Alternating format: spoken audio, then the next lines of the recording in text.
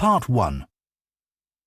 You will hear a woman asking a friend for restaurant recommendations. First, you have some time to look at questions 1 to 4.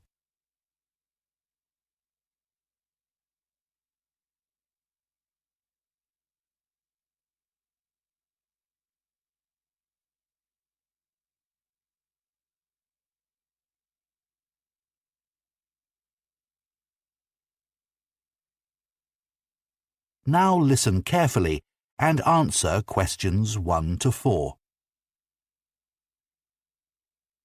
I've been meaning to ask you for some advice about restaurants. I need to book somewhere to celebrate my sister's 30th birthday, and I liked the sound of that place you went to for your mum's 50th.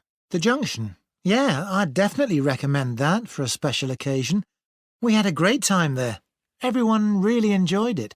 Where is it again? I can't remember. It's on Grayson Street, only about a 2-minute walk from the station. Oh, that's good. I'd prefer not to have to drive anywhere. But I don't want to have to walk too far either. Yes, the location's perfect, but that's not necessarily why I'd recommend it. The food's amazing. If you like fish, it's probably the best restaurant in town for that. It's always really fresh, and there are lots of interesting dishes to choose from. But all the food is good there. Is it really expensive? It's certainly not cheap, but for a special occasion, I think it's fine. It's got a great atmosphere, and before dinner you can go up on the roof and have a drink. It's really nice up there, but you need to book. It's very popular as the views are spectacular. Sounds good. So that's definitely a possibility then. Is there anywhere else you can think of? If you want somewhere a bit less formal, then you could try Paloma. Where's that? I haven't heard of it. No, it's quite new. It's only been open a few months, but it's got a great reputation already. It's in a really beautiful old building on Bow Street. Oh, I think I know where you mean. Right beside the cinema. Yes, that's it. I've only been there a couple of times, but I was really impressed. The chef used to work at Don Felipe's, apparently. I was really sorry when that closed down. So is all the food they serve Spanish then? Yeah, you can get lots of small dishes to share, which always works really well if you're in a group. Worth thinking about. Yeah, there's a lively atmosphere and the waiters are really friendly. The only thing is that you need to pay a £50 deposit to book a table. A lot of restaurants are doing that these days. I should have a look at the menu to check there's a good choice of vegetarian dishes. A couple of my friends have stopped eating meat. Not sure. I'd say the selection of those would be quite limited. Before you hear the rest of the conversation, you have some time to look at questions 5 to 10.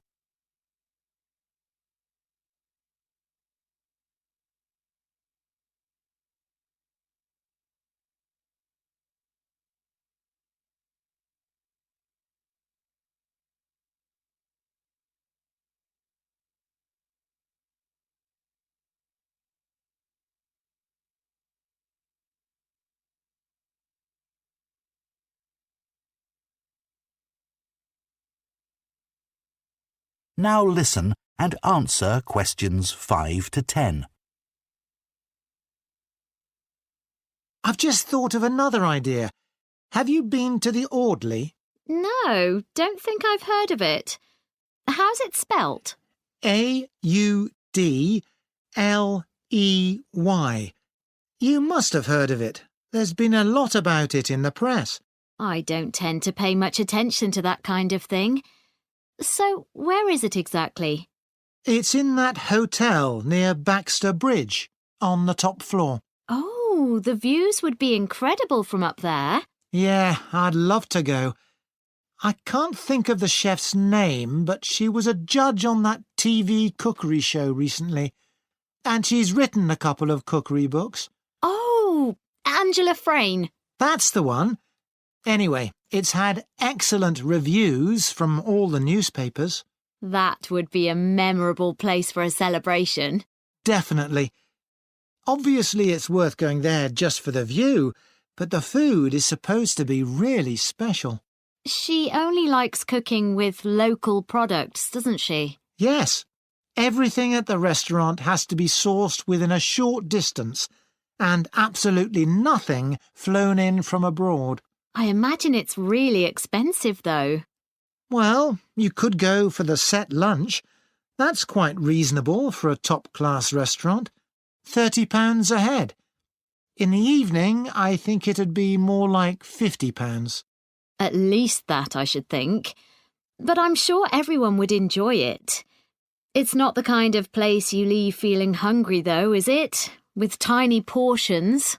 No, the reviews I've read didn't mention that. I imagine they'd be average. Well, that's all great. Thanks so much. That is the end of Part 1. You now have 1 minute to check your answers to Part 1.